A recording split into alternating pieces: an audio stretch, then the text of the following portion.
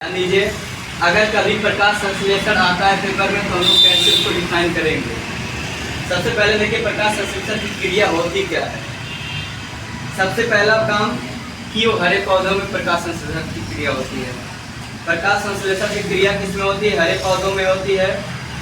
और हरे पौधों में क्या पाया जाता है? पहला कारण कि उसमें क्लोरोफिल पाया जाता है। दूसरा कारण, जो हरा पौधा है वो जमीन से कनेक्ट रहता है, उसकी जड़, ये क्या है? इसकी जड़ है।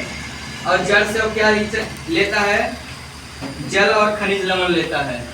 किसके द्वारा जल ऊपर पत्तियों तक पहुंचता है? जाइलम के द्वारा पहुंचता है। पहला कारण ये था कि क्लोरोफिल पत्तियों में पाया गया। दूसरा, जड़ के द्वारा ये क्या लिया? जल और खनिज लवण लिया। और किसके द्वारा पत्तियों तक पहुंचाया? जाइलम के द्वारा पहुंचाया। दूसरी बात, प्रकाश की उपस्थिति में ये क्रिया करेगा, यानी जो प्रकाश संश्लेषण की क्रिया होगी सूर्य के प्रकाश की उपस्थिति में होगी। ये क्या हो गया? सूर्य का प्रकाश, तीसरा कारण समझ लो। और चौथा, जो वायुमंडल में विद्यमान है कार्बन डाइऑक्साइड गैस, जो मानव श्वास के द्वारा छोड़ता है, ये हमारा कार्बन डाइऑक्साइड क्या करता है? एब्जॉर्ब करता है।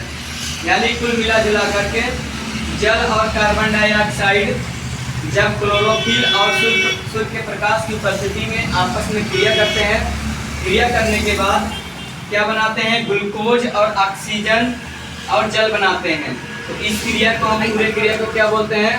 प्रकाश संश्लेषण की क्रिया कहते हैं। देखिए इसमें कितना हम कार्बन डाइऑक्साइड लेंगे?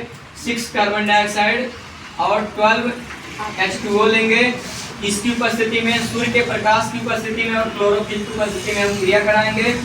बनाएगा क्या? ग्लूकोज बनाएगा, नवजात ऑक्सीजन बनाएगा और जल बनाएगा। जो ग्लूकोज होता है, ग्लूकोज वो अपने भोजन के रूप में संग्रहित कर लेगा। और जो ऑक्सीजन, नवजात ऑक्सीजन बनाता है, नवजात ऑक्सीजन वो किसके लिए? मनुष्य के लिए या फिर अन्य जीव जंतु के लिए छोड़ देता है, जिससे मानव अपना सांस लेकर के जीवित रहता है। इसके बाद हम जानते हैं जब भोजन बन जाता है, इस पत्तियों में एजाब हो जाता है, तो इस पत्तियों से सारे पेड़ पौधे के सारे भागों में किसके द्वारा पहुंचता है? फ्लोएम के द्वारा पहुंचता है। यानी कुल मिला जुला के यहाँ से 2 और भी क्वेश्चन बनते हैं। एक ये बनता है कि जल का संवहन कौन करता है? तो जाइलम करता है, जड़ से ले जाकर पत्तियों तक पहुंचाता है।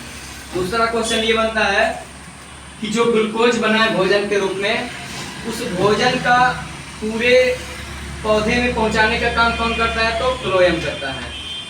यानी पत्तियों से लेकर के पत्तियों में बनता है और वहां से उसके रंध्रों द्वारा पूरे पेड़ पौधों में पहुंचाता है। जो कौन पहुंचाता है? फ्लोएम होता है। जाइलम और फ्लोएम 2 क्या कहते हैं? पौधों के संवहन होते हैं। जो जल का संवहन करता है जाइलम होता है, जो भोजन का संवहन करता है फ्लोएम होता है। इसको बढ़िया से एकदम अच्छे से लर्न कर लीजिएगा। ये इम्पोर्टेंट टॉपिक है परीक्षा का।